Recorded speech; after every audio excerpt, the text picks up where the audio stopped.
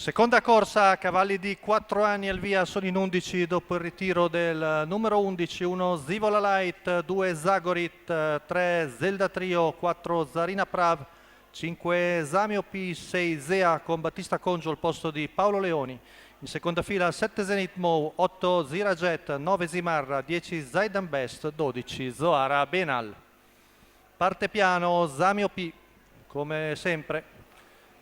Veloce al centro Zarina Prav, alla quale si è staccato il numero. Poi anche il numero 1 di Zivola Light prova a rientrare, al fine rompe Zarina Prav sulla curva mentre stava cercando di convergere. Numero 4 Zarina Prav squalificato. Partita molto bene Zetin Bow dalla seconda fila che segue la battistrada. Poi vediamo Zelda Trio in terza posizione mentre avanza al largo Zaidan Best, ma viene anticipato da Zenith Mo. Corsa movimentata.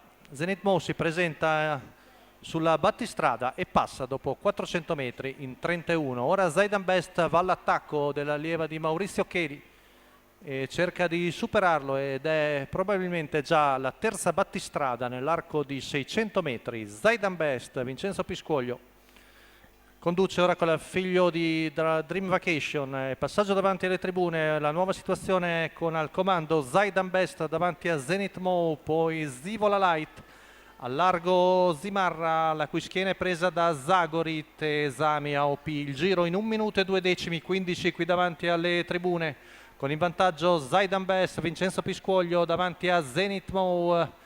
Cerca di progredire Zimarra ma non è efficacissima nella sua puntata esterna, il chilometro in 1.15.7, Zagorit sempre in seconda pariglia che accenna alla terza ruota, poi Zamio P che guadagna di dentro, ora Zimarra si è ripresa e cerca di avanzare ma è ancora sollecitata davanti Zaidan Best, l'allievo di Vincenzo Piscoglio che percorre la retta di là in 15 secco, sempre Zenith Mo in seconda posizione davanti a Zivola Light, avanza Zagorit, si avvicina Zaidan Best, siamo a poco più di 200 metri dalla conclusione, ancora in vantaggio il figlio di Dream Vacation ma avanza Zagorit a centropista, poi di dentro Zenith Mo, ultimi metri, è stanco Zaidan Best, di dentro trova un varco anche Zivola Light, ultimi metri, cerca di difendersi ed è Zaidan Best che si difende su Zivola Light e Zamio P finita forte a centropista, 1.16.1 la media al chilometro per Zaidan Best. Vincenzo Piscoglio